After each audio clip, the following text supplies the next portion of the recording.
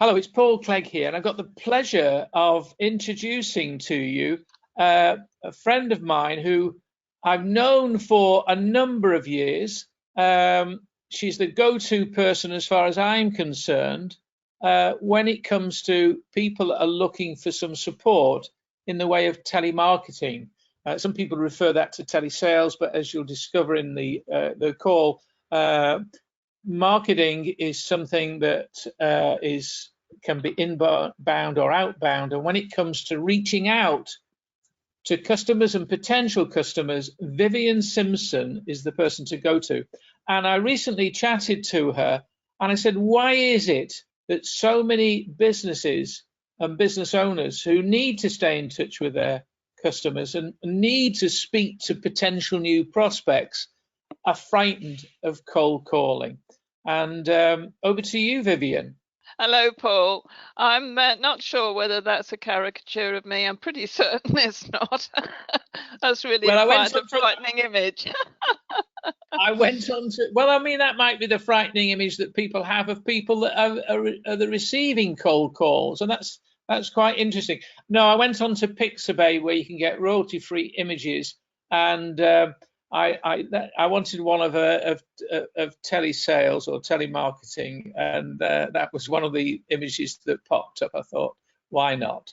Now, what I wanted to do first of all is, why is it, do you think, that people are frightened of making cold calls? I know I don't like I will not make cold calls, but and I know quite a few sales people with a sales background don't like it either. So why is there this fear, do you think?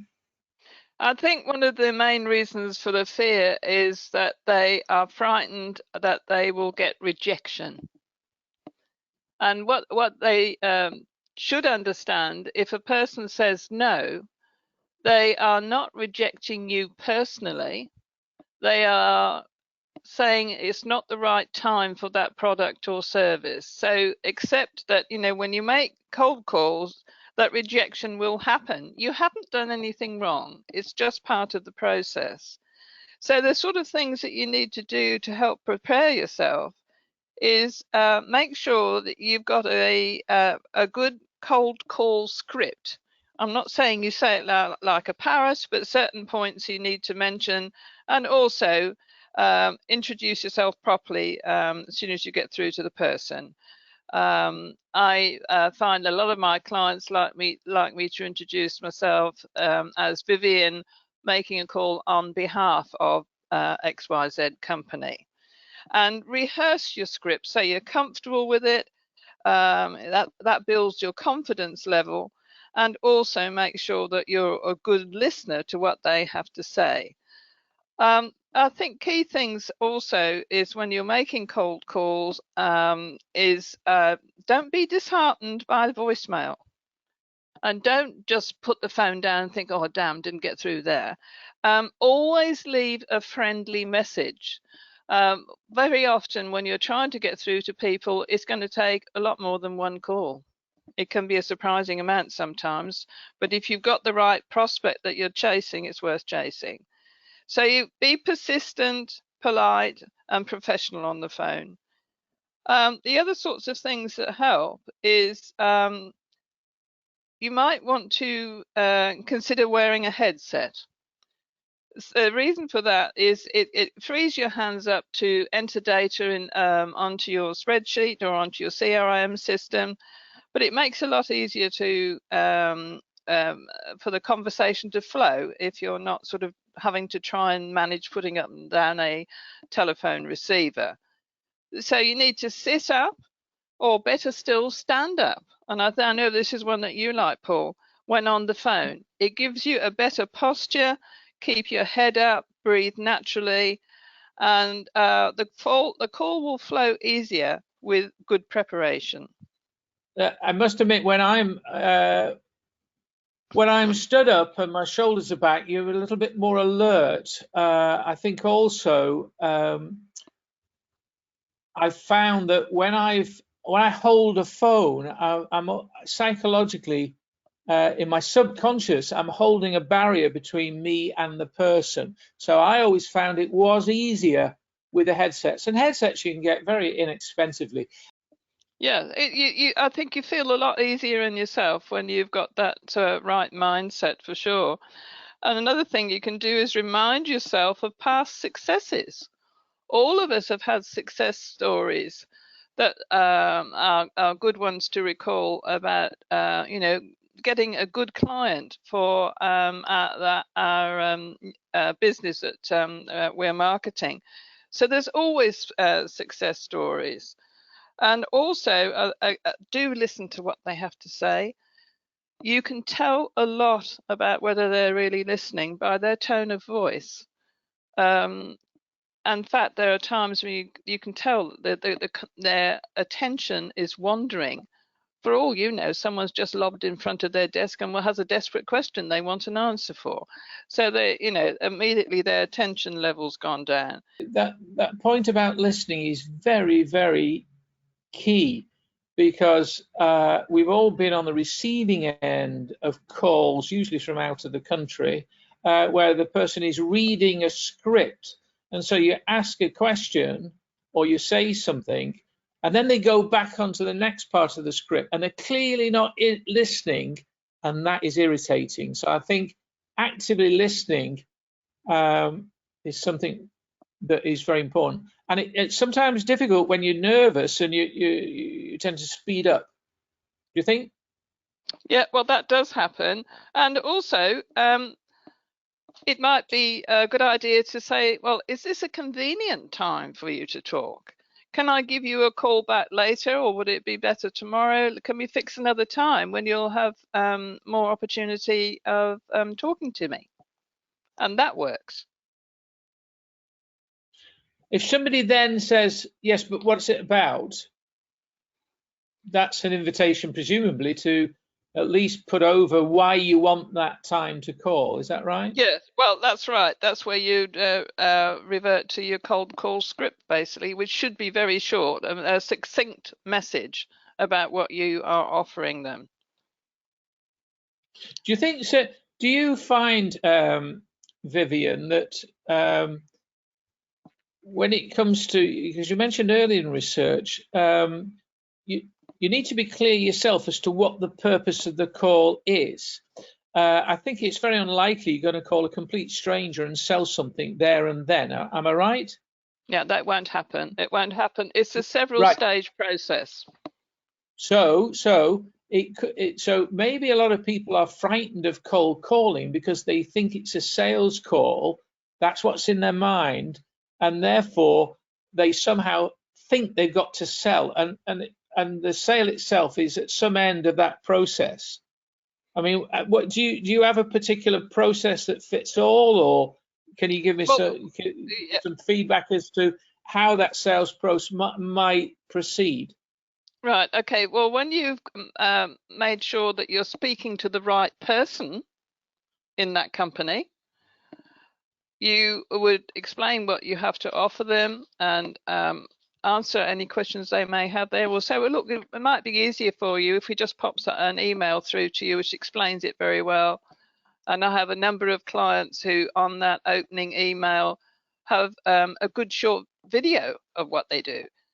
Also, it gives them more information about the company, access to the website, so they can do some investigating themselves. So that's the next step generally, is to send out that email, and then it's a follow-up phone call after that you really sort of drill down into more pertinent information. And as I'm going back to rejection again here, if they say, well, no, we can't do this at the moment, there could be reasons, for example, like they spent all their budget this year. So that what you're offering is something that they don't have the funds to actually take that on board. So again, it's all part of this pipeline, finding out from them when funds will be available, when their next budget allocation is, speaking to them then, getting first in the queue to provide that service for them when you know there will be some money available. If you've got a proposal or you believe you've got a solution to help that particular company, and you really must have some sort of solution, as you wouldn't be calling. Not about what you do, it's what they want fit, what potentially could improve their situation. The call could be along the lines of making that introduction and explaining that you've got something that might help them reduce cost, improve sales, blah blah blah blah, tackle a particular situation, and you'd like to give you a bit of an insight of that by forwarding an email. Would that would that be the right approach? So your objective would be to get permission to forward the information, which then you've got the better chance, particularly with a video, for instance, of doing your sales pitch, and then seeking permission to contact them again after they've viewed that information or video. Is that would that make sense? Yeah. No, that's the process to go through, and you know, we've mentioned this before, but I think so much of business is timing, that it's the right time. If it's not the right time now, find out when it will be a better opportunity to market your client's product or services to them. And of course, all this needs to be tracked. There's some brilliant CRM systems out there, and I would strongly suggest that everything is tracked properly so that you don't let any good leads fall through the cracks. What do you typically do after a call? Get the email out to them. So you always leave the door open to, hopefully, because timing is everything, to stay in touch with that person. So you do what you say you will do. But do you record it? I mean, do you record it into a CRM system or? Yeah. You when you're making lots of phone calls, particularly, there's no way you're going to remember what you said to Fred Smith last Thursday. So you've got to have a workable system. If you're only making a very small number of calls, you can track it on a spreadsheet for a while, but that becomes very cumbersome once that list starts to grow. You'll find it has to go onto a CRM, and there's some very good ones out there, and a lot of them are very inexpensive or free. And it's invaluable then, because what you need to know is when do I need to call this person back next? So that needs to be recorded on the CRM or your spreadsheet. That's the key thing. When do I need to call them back next? One of the best systems I know, and I've used lots of them, from expensive ones to free ones, is HubSpot. HubSpot do a free version. And I'm thinking about what you're doing. I've just had a conversation with somebody this morning. I've taken notes on their file, and under that it says, do you want to follow up? And so you can click the button and it automatically will say, when do you want to follow this up and how, etc. And of course it reminds you as a reminder and a task afterwards. So HubSpot, people should check out. Once you get your head around, it's very, very good. There's lots of other reasons why people should use it, but what you're saying is you need to keep a track of this, and perhaps in your knowing what your sales pipeline or sequence is, you know, it could be call, information, another call, a free trial, or, you know, whatever that sequence is to lead to that sale. You should be very clear about that right from the outset. Otherwise, it's just pops up. Yeah, and another thing to put in the system here is, would it be all right if we could just send you the occasional email regarding new services or products or updates that we think you will find useful? In other words, you're opening the door for them to receive your newsletters. I think that if I may interject here as well, I've always, a lot of people in a sales background talk about follow-up, and that has been passed on to everybody else. You've got to follow up, you've got to follow up. And follow-up seems to be, to me, to be a little bit predatory. It might be just me, but it's a little bit predatory. I always prefer to use the word stay in touch. So I find when I'm speaking to somebody, or I'm writing to somebody, is it okay we stay in touch? Right now, we're in the middle of a, well, I think we're in the middle. I hope we're in the middle. I hope we're not at the start of it. We're certainly in a pandemic that's locking everybody down, and it's interrupting a lot of businesses. Are you finding it more difficult to get through to people?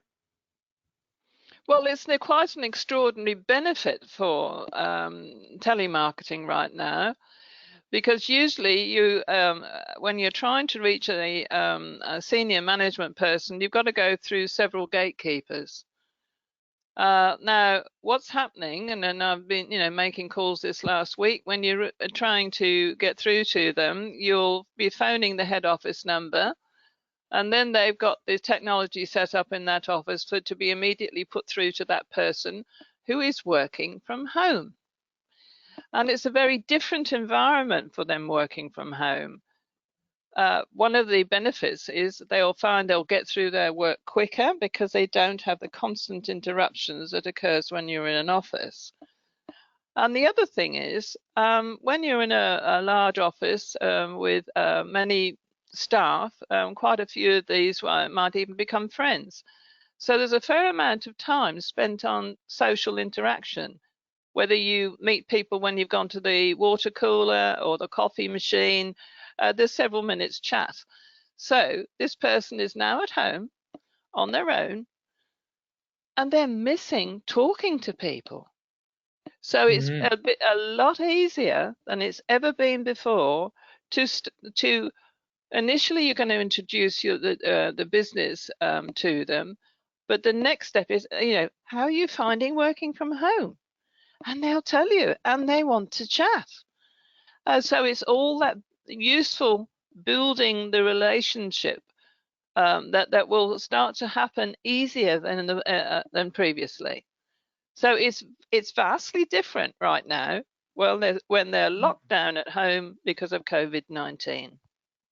So we don't need to make any excuses not to call, and certainly right now, staying in contact is quite important for people, both yourself and the person at the other end. That there's people out there when you're isolated, or maybe a little bit down if you're business to business, actually having somebody on the end of a phone or a video call or whatever is quite important. And I think maybe it's teaching a number of business owners the importance of staying in touch with their regular customers.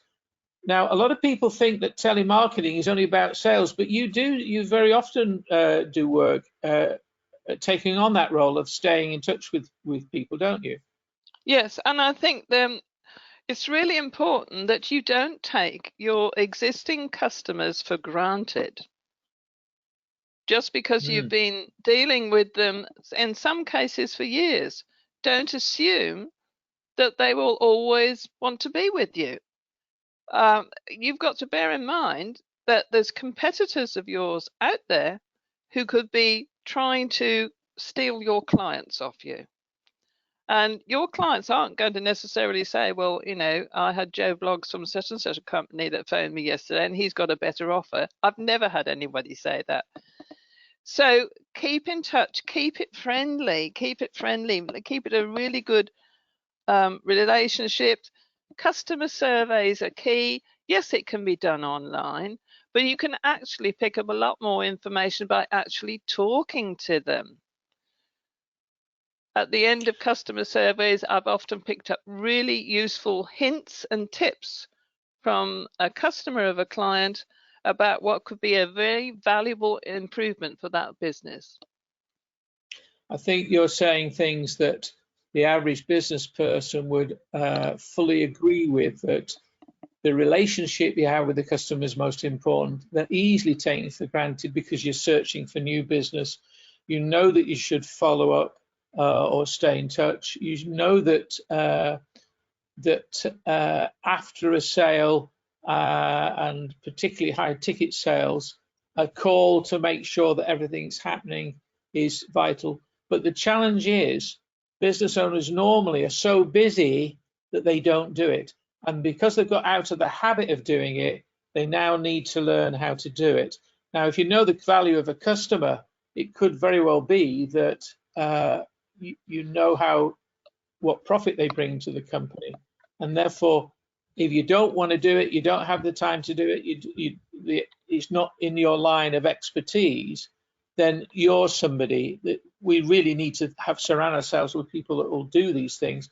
And you would be an ideal person. Do you work on a retainer basis, or how do you work? I always work on an hourly rate. It's always an hourly rate. Let me just go back to the customer surveys. Yes, there's so much to be learned from them, and it's make sure that they realise you really appreciate their custom. That's key. And the good suggestions come out of it very often, and really pertinent information can evolve from that, and you won't get that the same way online. Another really important aspect about getting a third party to do a customer survey, and this has happened a number of times, in actual fact, that customer will be a lot more frank with me than he is with the business owner. And the reason for that is, we've known each other for years, and he's such a nice chap, and we enjoy a beer down the pub every so often. So they've got a bit too close, and then can't stand back enough to provide some useful criticism or other ideas. So, yeah, I've had people say to me, "Oh, I don't like to tell him that. He's such a nice guy. We've known each other for so long." So it takes. It gives them the opportunity of being really frank. Good. Vivien, I'd like to thank you in particular for those insights, and I'm sure that people viewing this recording will find it equally fascinating. I hope they really get some value from it. Vivien, you are based in Bath. You work with clients all over the country, I believe. People can find further details on that particular website on the screen, or in fact, they could ring you direct on 01225 443906. Is that right? That's correct. Yeah, very happy to speak to them and just have a chat. Yeah. Anything else you'd like to add? No, I think that for me, the key thing why I do telemarketing, I love helping people develop their business. I get a real kick out of building their successes with them together.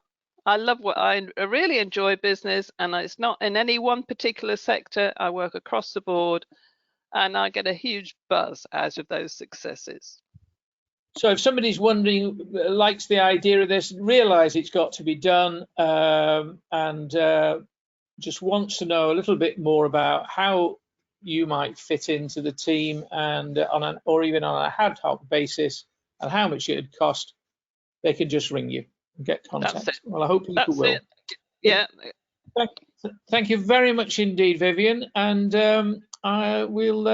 we'll speak again. And stay safe and stay happy. Thanks so much for the opportunity, Paul. I've really enjoyed talking to you. And yes, everybody out there, stay safe, stay well, and we all move forwards. Great stuff. Thanks a lot. Okay, thank you, Paul. Bye. Bye.